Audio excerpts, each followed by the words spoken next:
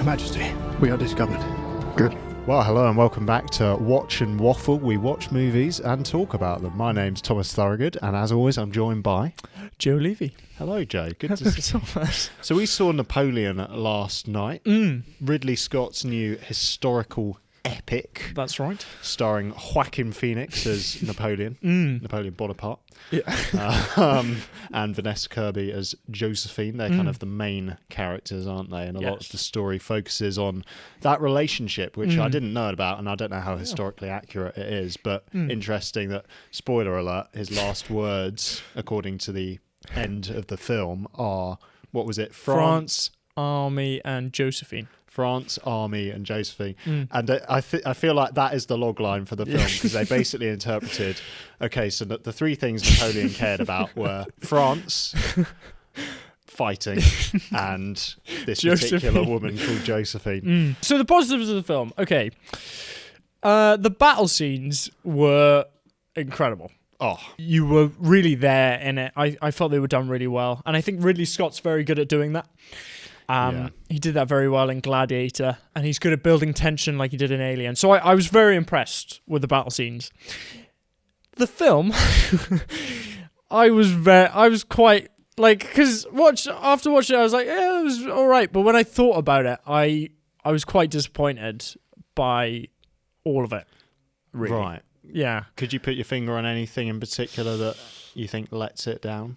Yeah, I felt like I saw a reviewer yesterday who said it's like two films clashing together, and I felt that was a good observation, because it tries to do a lot of things. It delves into the relationship of Napoleon and Josephine, like all the way through the film, like literally from start to finish. They're still going through like relationship problems. So there's a bit of romance stuff going on there.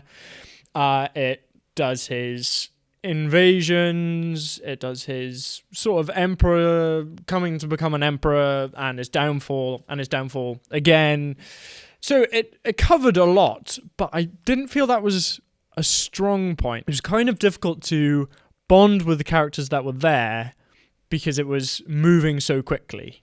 And the only two characters you could really hold on to from the beginning were Napoleon and Josephine. And that could work if they were played really, really well and had a very good chemistry.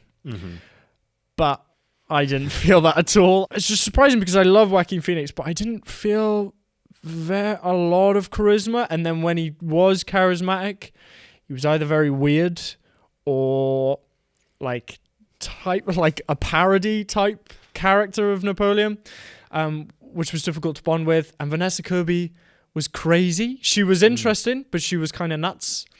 And then them together was really weird.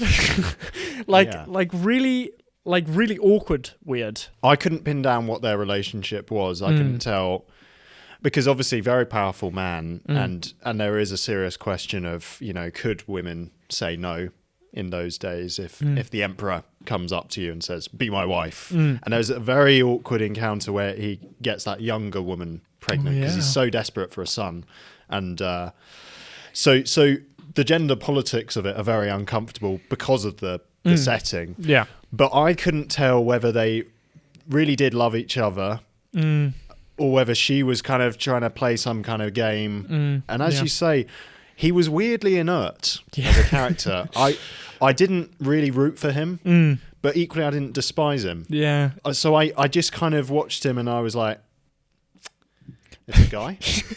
Because he was so bland. There was nothing, like, it's so surprising because we're talking about one of the best. If he played him like he played Joker or something, I mean, obviously don't like not become the same typecast, but if he'd given it that level of intrigue and like volatility, just like depth. doing dancing and stuff. But like, because he's not actually very interesting in the film, he makes quite a boring protagonist. He really does. And there's no one who surrounds him either. There's literally like, you meet so many people in the film who I didn't really know who they were. Yeah. Or they'd be in one scene and then they'd die. All of them could have died, and I wouldn't have felt impacted whatsoever. Even Miles Jupp, just before the Battle of Austerlitz. And he had more charisma than Napoleon. Like, that was, like, we started laughing when we saw him, because we were like, what on earth is Miles Jupp doing in Napoleon? Yeah. But he was really good. Yeah. Now, something Ridley Scott has been criticised by is the fact that he hasn't given them French accents. Yes. And this was the case for The Last Duel as well, which I didn't see. But I don't know how I feel about it because, I mean, you could. So Schindler's List would be an example of where they were given the accents of the time and place. They are speaking with German accents, but they're speaking in English. So that's kind of going halfway. And then obviously there are films that commit to fully, being in the language. Yeah. So Passion of the Christ, for example, whatever you make of that film, they are actually speaking in the languages of the ancient world. So I don't know how I feel about it. I didn't have a massive issue with it. Although you watch films like Les Mis and the Parisian kids are speaking with London accents like, oh, let's build a barricade. And it didn't feel very French. No. With it. Apart from we had to keep seeing the French flag to remind us. That Oh, this those was are the in French France. soldiers. Those ones who just died. They're Napoleon soldiers. Yeah, because they're shouting, "Oi, get out of there!"